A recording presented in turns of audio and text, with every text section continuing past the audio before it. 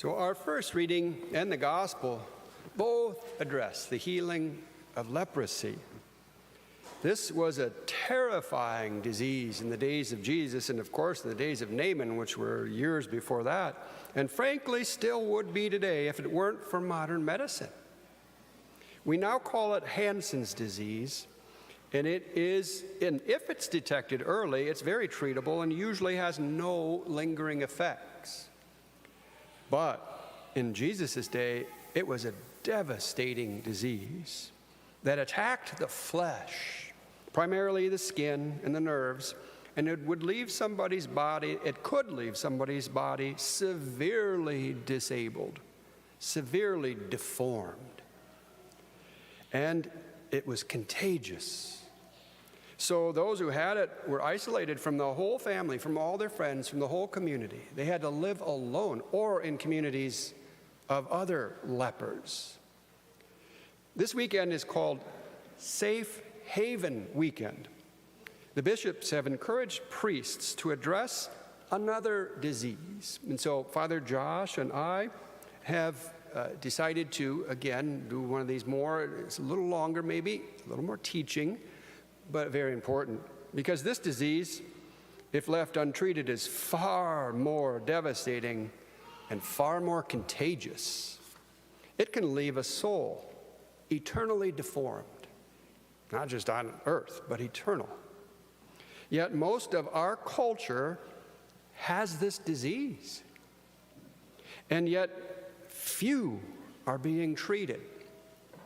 79% of men 18 to 30 experience some form of this disease. That's 80% of men. 34% of women 18 to 30. That's a third of all women. 53% of our children, most of whom are under 10 years old, have been exposed to this highly contagious disease of the soul and the body. Yet we commonly call this disease entertainment.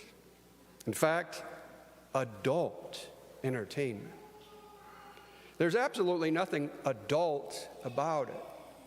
In fact, nothing could be more immature.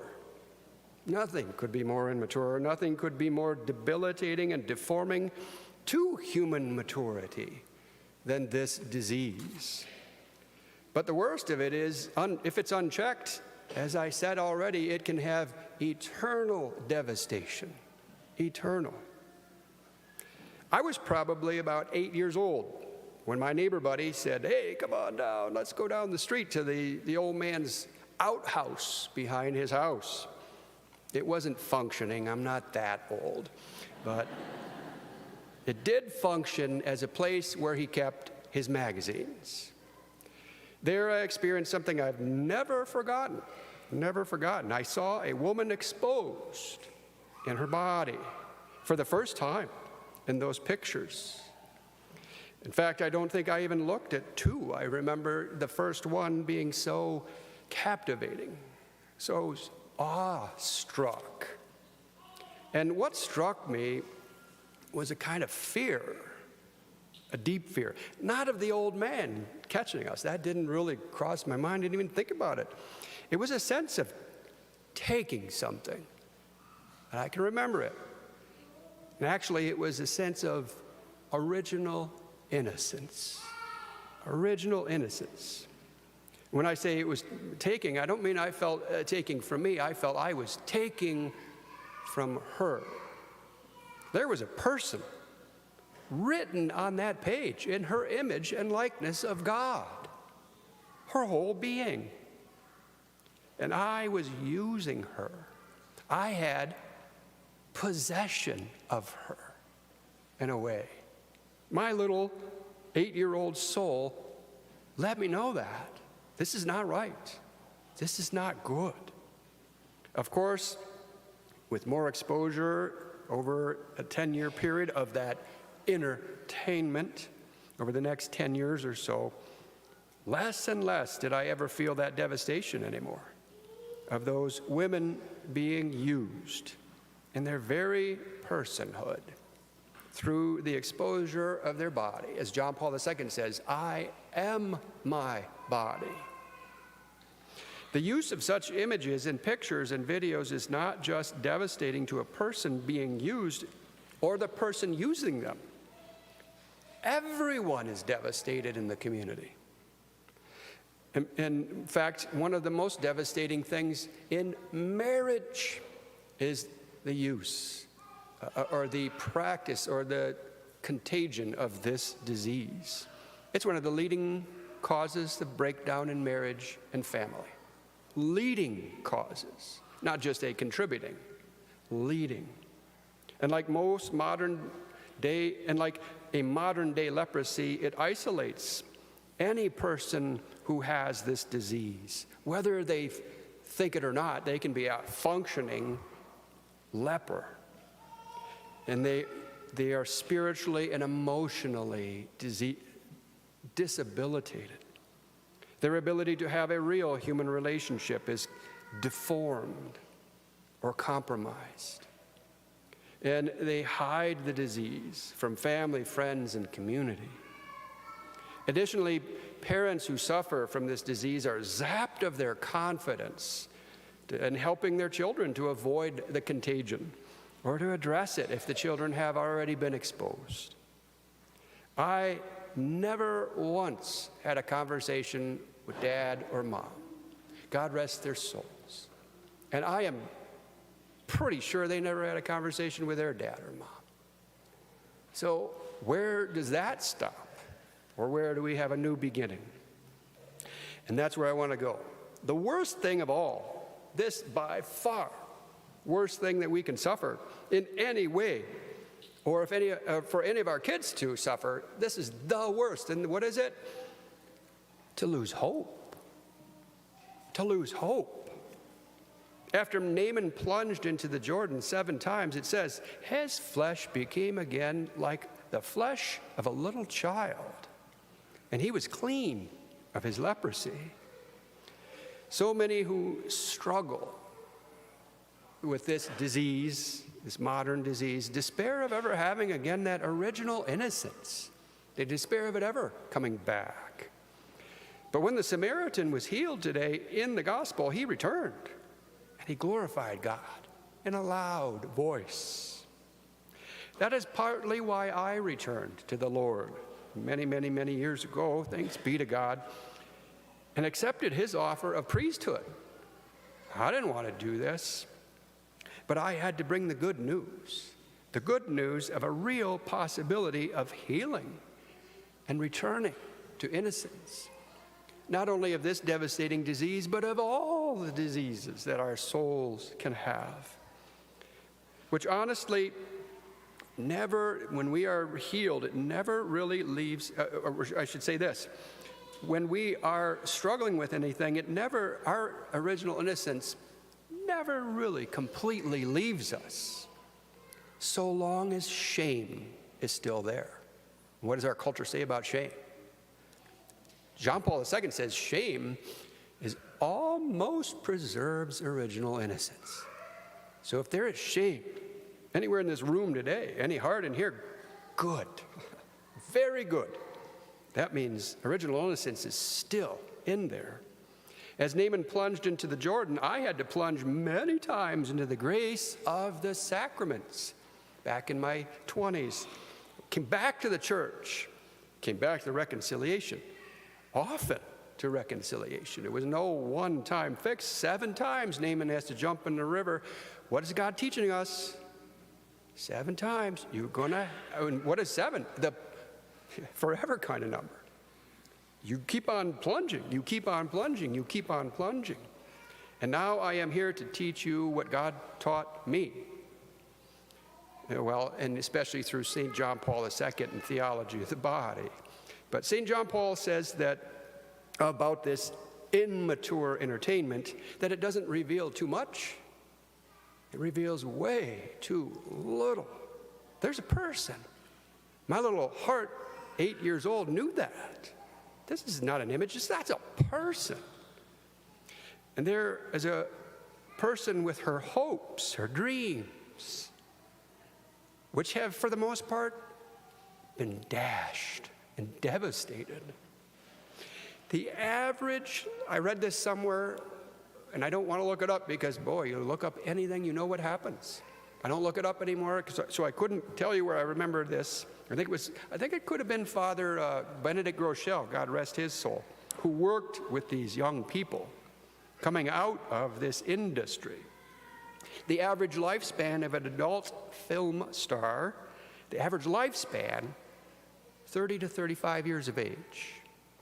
Number one cause of death, you know it, suicide. So this is what God taught me so many years ago. And it continues to bring grace this day, not only for me, but for many. She is somebody's little girl.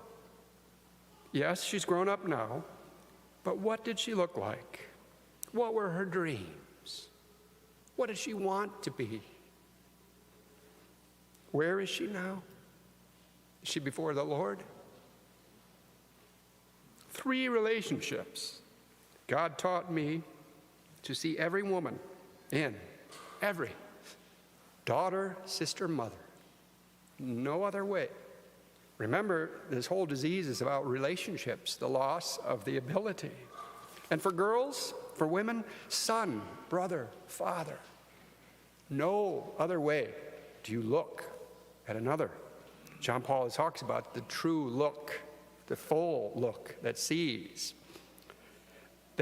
Those type of relationships, daughter, sister, mother, can't survive, or I should say this, lust can't survive them.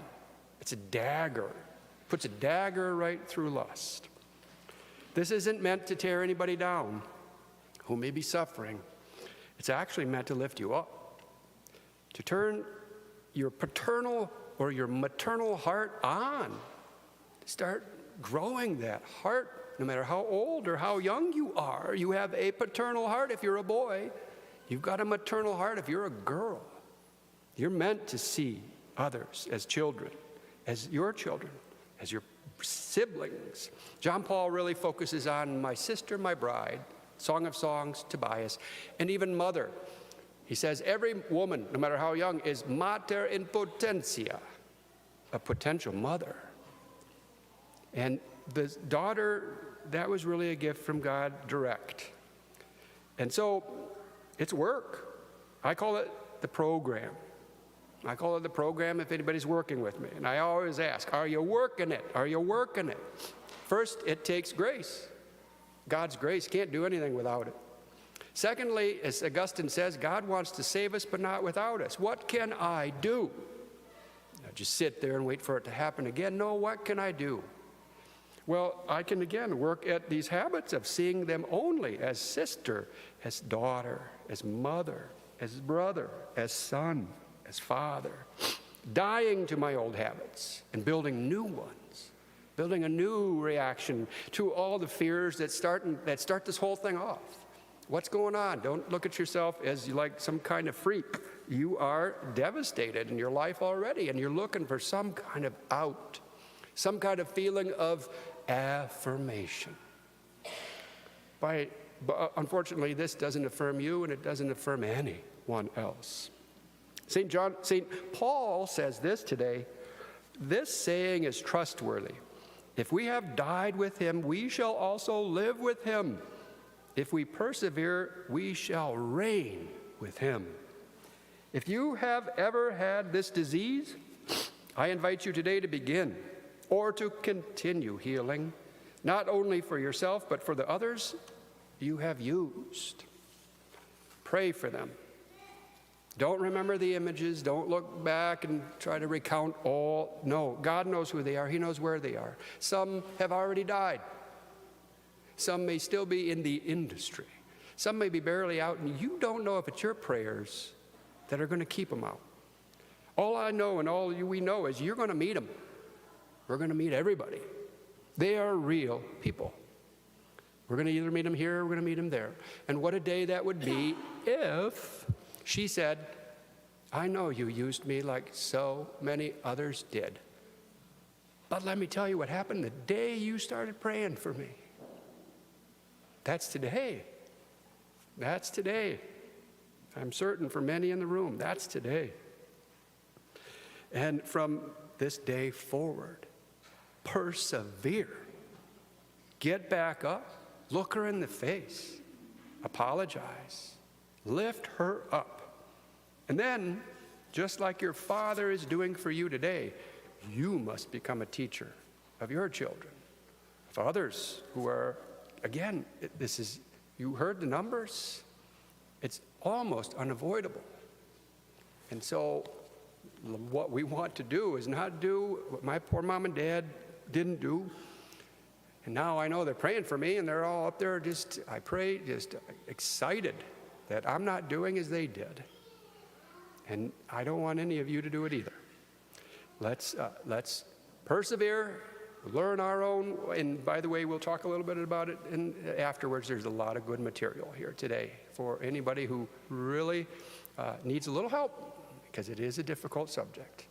But the Lord has made it easier, and He will make it easier still.